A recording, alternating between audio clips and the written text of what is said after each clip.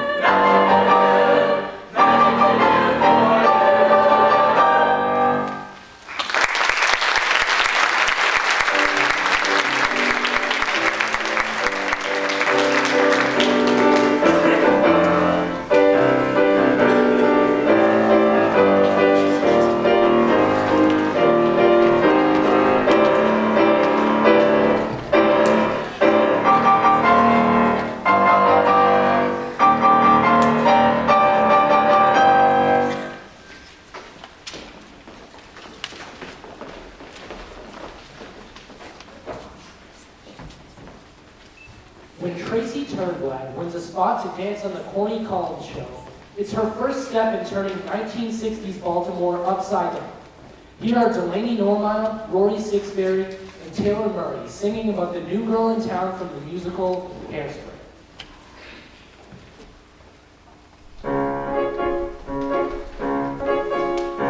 Hey, look out for that moving van driving down our streets.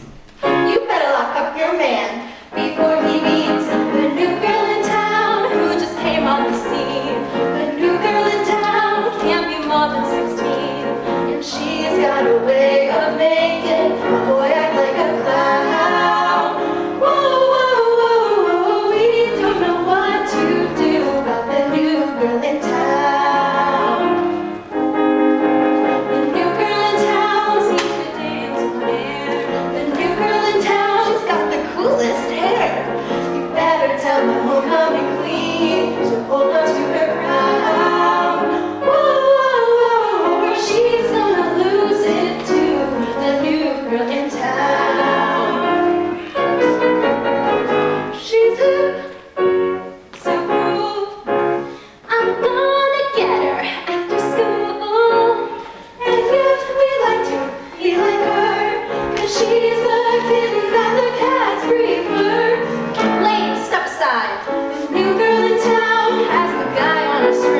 A new girl in town. Hey, look, she's wearing his ring. I can't stop crying, and so in my own tears I'm gonna drown. Whoa, 'cause he wants to rendezvous with a new girl. We're kind of sad and blue. Yes, it's true, girl. We'd like to say to the new girl in town. A new girl in town. Whoa, not the blue girl. This town's in a stew, girl. What all the blue girl? She ain't just passing through, girl. She's sticking like glue, girl, to the man that I knew, girl.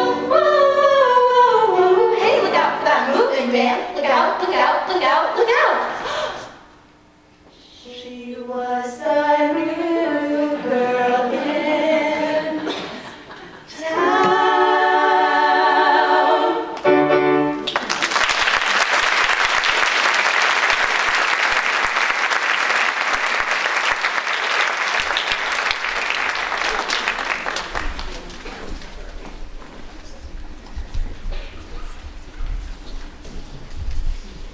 The well-loved musical Sound of Music gave the world many treasured songs.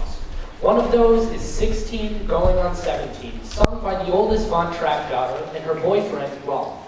In the film version, Charmin Carr, who played Liesel, hurt her ankle during rehearsal and had to have it wrapped and iced in order to complete one of the most memorable dances in movie music history.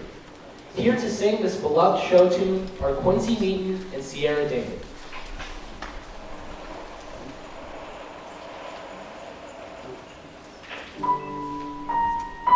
Don't worry about Father. He's been decorated for bravery. The only one I worry about is his daughter. Me? Why? How old are you, Liesel? 16. What's wrong with that? You wait, little girl, on an empty stage for fate to turn the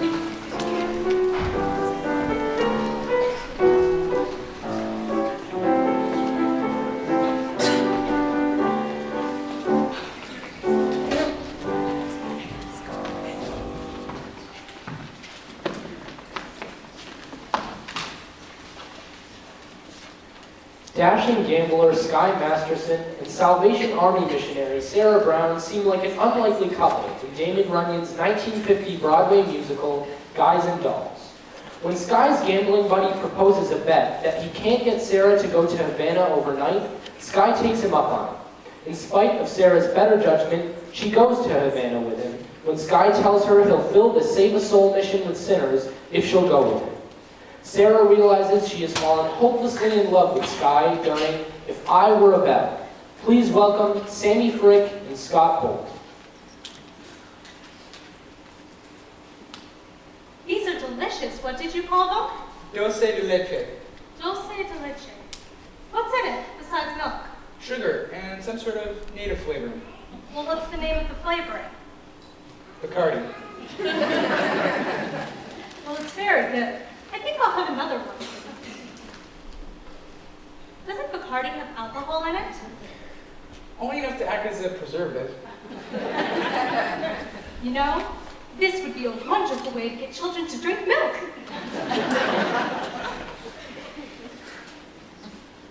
Are you alright?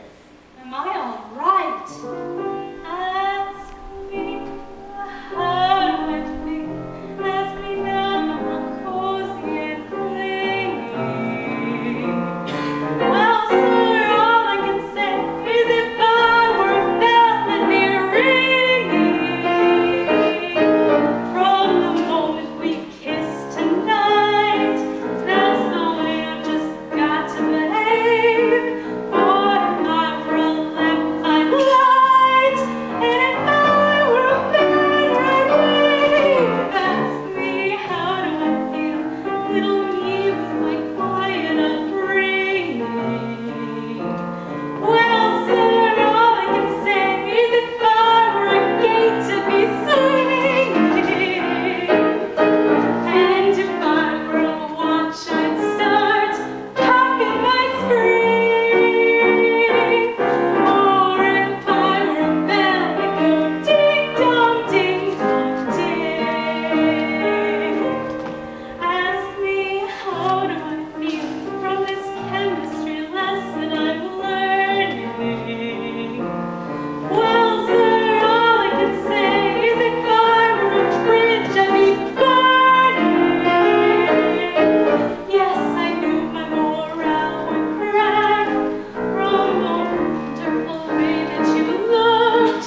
Or if I were a duck, I'd quack. And if I were a goose, I'd be cooked. Ask me how do I feel. Ask me now that we're fondly caressing.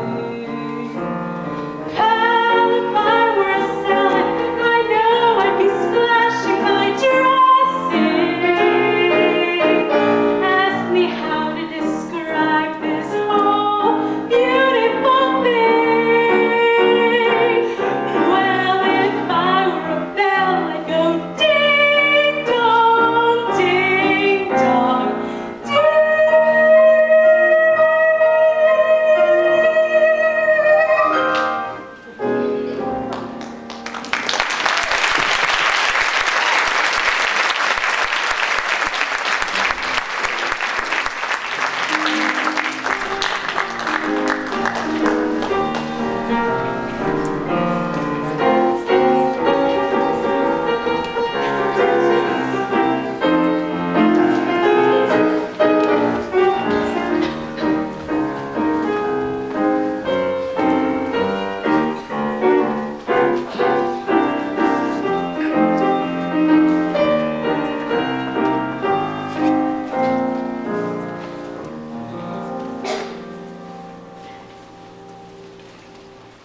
The Importance of Being Earnest by Oscar Wilde, written in 1895, is a farce, centering around a non-existent gentleman named Ernest Worthing. Gwendolyn Fairfax, a London socialite, believes she is engaged to Ernest, who is in fact Jack Worthing. Cecily Cardew, Jack's ward, also believes she is engaged to Ernest, who is instead Gwendolyn's cousin, Algernon Moncrief. In this scene, Cecily and Gwendolyn meet for the first time, and chaos ensues.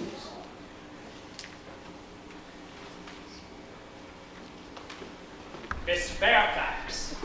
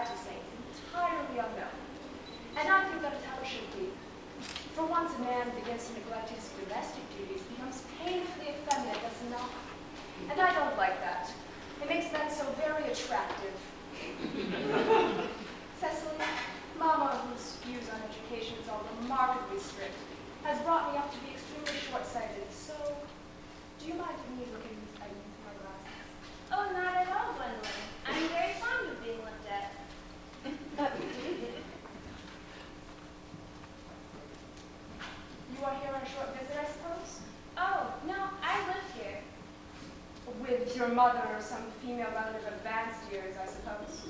Oh, no, I have no mother, nor any relations to speak of. Indeed. My guardian, with the help of Miss Prism, has had the arduous task of looking after me. Your guardian?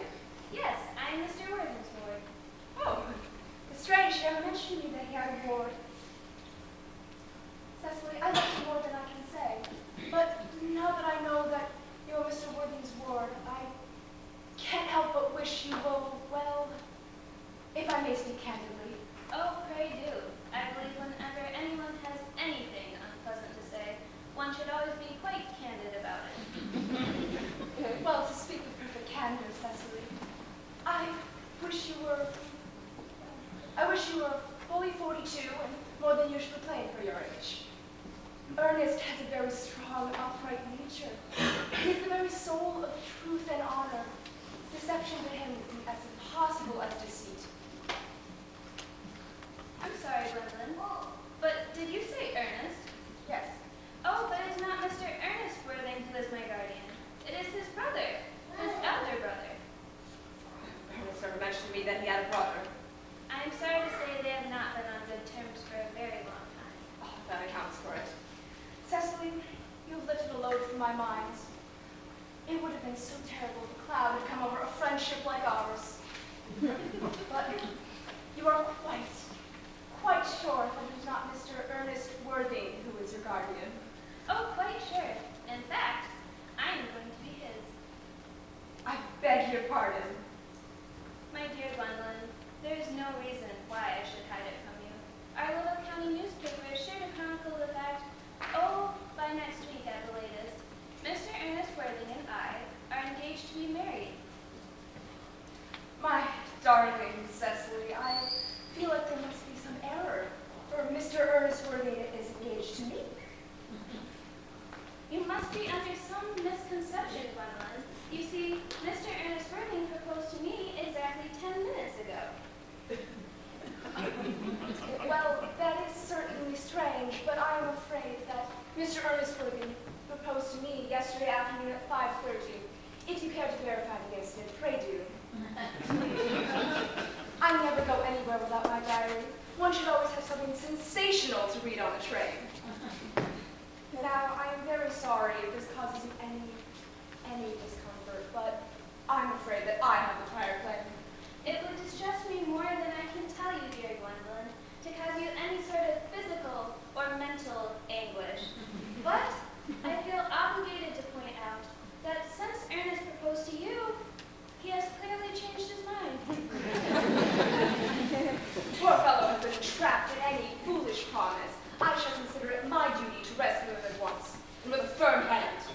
Whatever unfortunate entanglement my dear boy may have got himself into, I will never reproach him with it after we are married.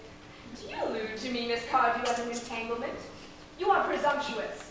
And on occasions like this, it becomes more than a moral duty to speak one's mind. It becomes a pleasure. You suggest, Miss Fairfax, that I entrapped Ernest into an engagement? How dare you? This is no time to wear the shallow mask of manners. When I see a spade, I call it a spade. Well, I'm glad to say that I've never seen a spade, but it is obvious that our social spheres have been widely different. Shall you take your tea as usual, miss? Yes, as usual.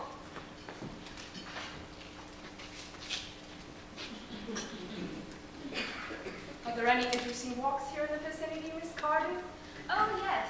From the top of one hill, quite close, one can see 5 counties.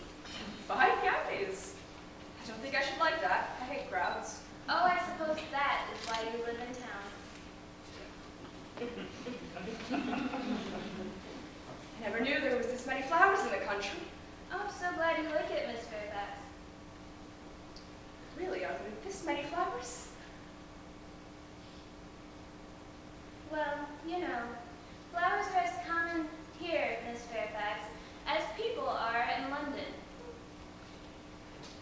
I don't understand how anybody who is anyone can exist in the country. I was bored me to death.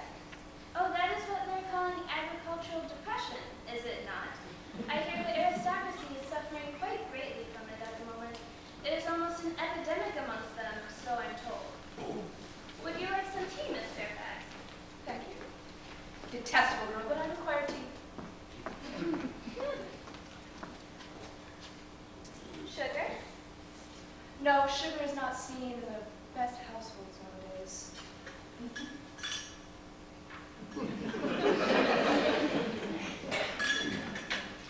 Cake or bread and butter? Bread and butter. Cake is rarely seen in the best households nowadays.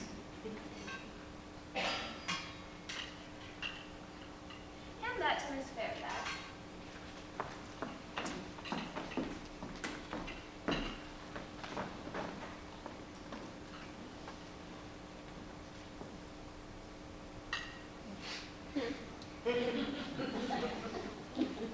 You have filled my tea with lumps of sugar, and though I most specifically asked for bread and butter, you have given me cake.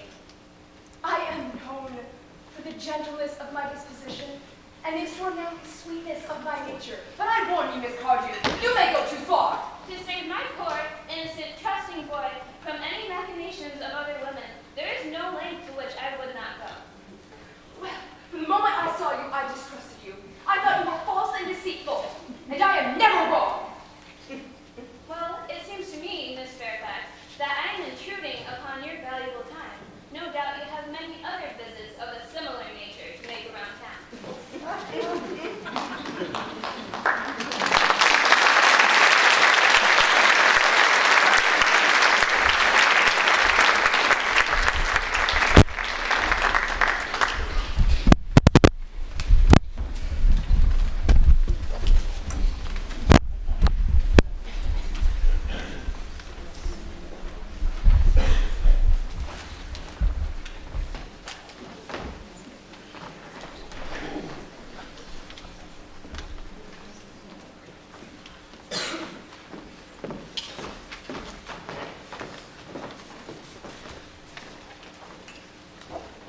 The 1951 Rodgers and Hammerstein musical The King and I takes place in Siam, what is now Thailand, in 1861.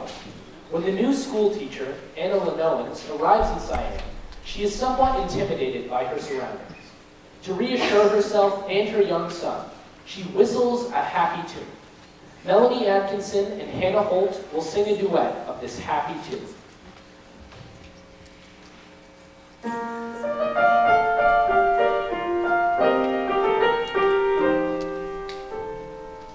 Whenever I feel afraid, I hold my head erect and whistle a happy tune, so no one will suspect I'm afraid. While shivering in my shoes, I strike a careless pose and whistle a happy tune, so no one ever knows I'm afraid.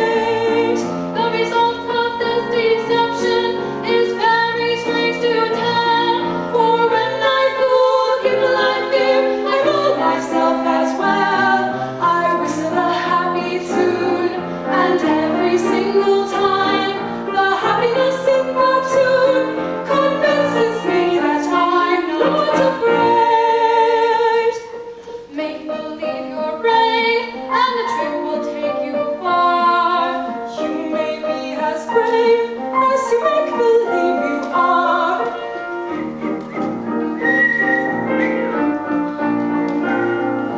You may be as brave as you make believe you are.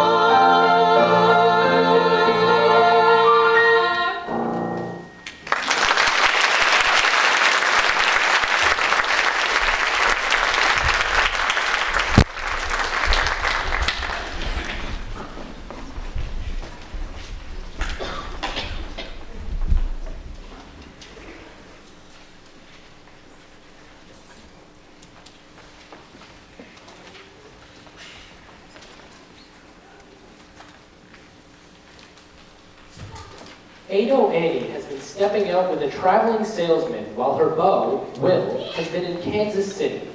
Will is angry with Ado Annie when he finds out she has been flirting with someone else and tells her that with him, it's all or nothing. Ado Annie is repentant until Will's eye wanders toward two young ladies, and she decides she's had enough of the double standard. Sam Lee portrays the demanding Will, and Emily Wanamaker plays the not-so-cooperative Ado Annie.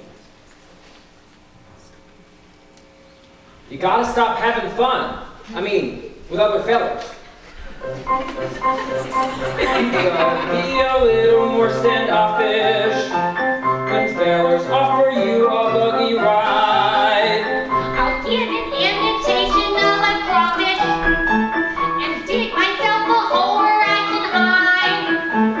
I heard how you was kicking up some capers when I was off in Kansas City Mall.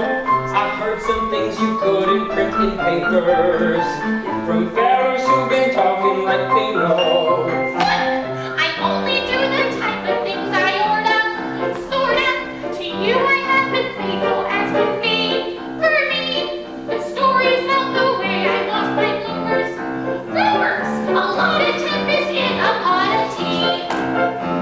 The whole thing don't sound very good to me. Well, you see, I go and sow my last wild oat. I cut out all shenanigans. I save my money, don't gamble or drink at the back room down at Flanagan's. I give up lots of other things that gentlemen never mentions. But before I give up any more, I want to know your intentions.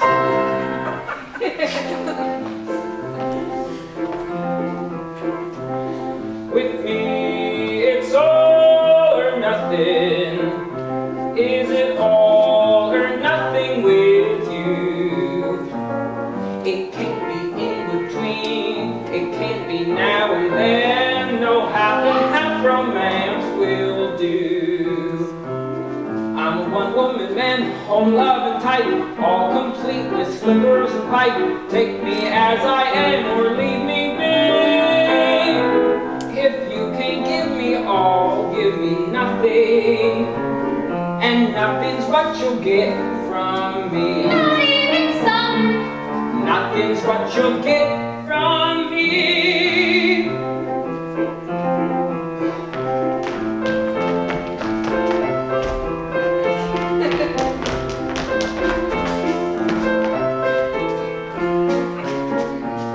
It can't be in between. It can't be now and then. No half and half romance will do. Will you build me a house all paint white, cute and clean and pretty and bright? Big enough for two, but not for three.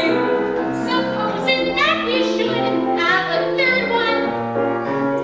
He better look a lot like me. The same image. He better look a lot like me.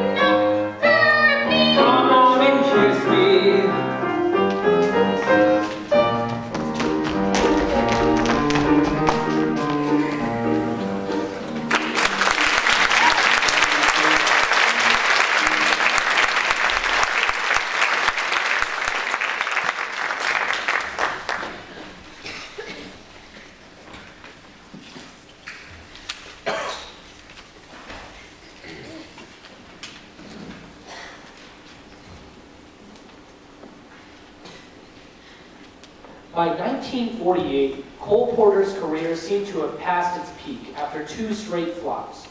But Porter's musical version of a company producing Shakespeare's The Taming of the Shrew brought him back to prominence with one show-stopping tune after another. However, one of the simplest and most direct songs is one of the most beautiful in the show. So in Love is a song of unrequited love with beautiful lyrics and a haunting melody. Here to sing it is Claire Maciel.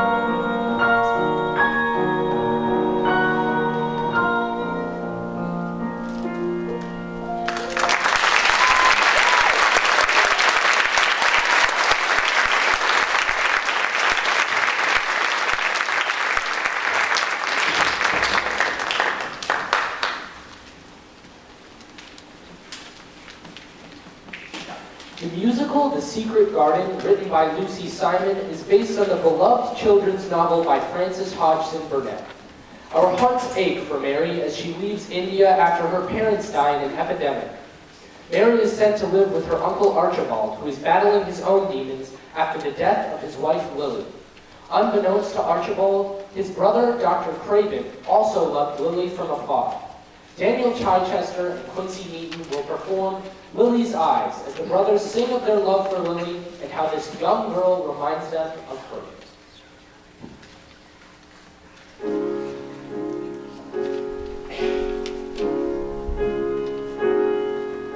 Strangely quiet, but now the storm simply rests to strike again. Standing waiting, I think of her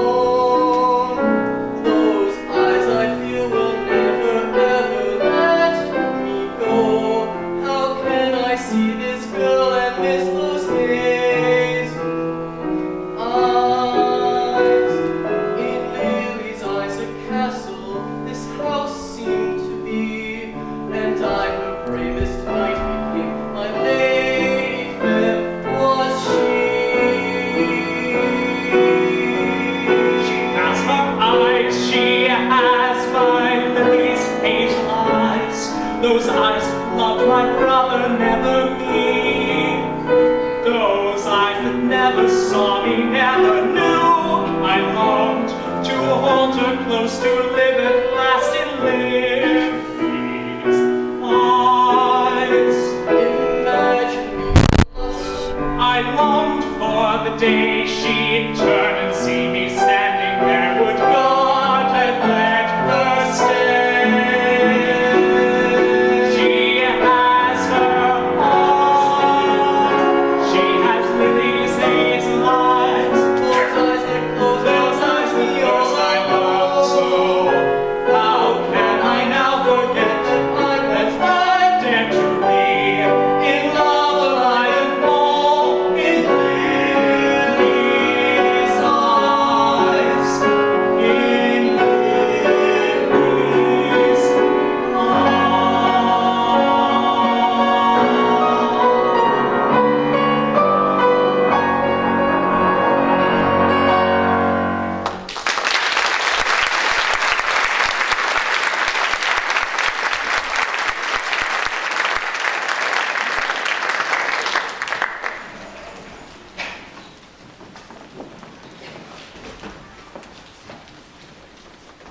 The popular film Legally Blonde, starring Reese Witherspoon as the main character, Elle Woods, was transformed into a Broadway musical that opened in 2007. When California sorority girl follows her ex-boyfriend to Harvard Law School, she is devastated when he becomes engaged to another girl. Her heartbreak is short-lived when she discovers her hard work has earned her a coveted spot on the team for a celebrity trial. The women of the cast will now perform So Much Better.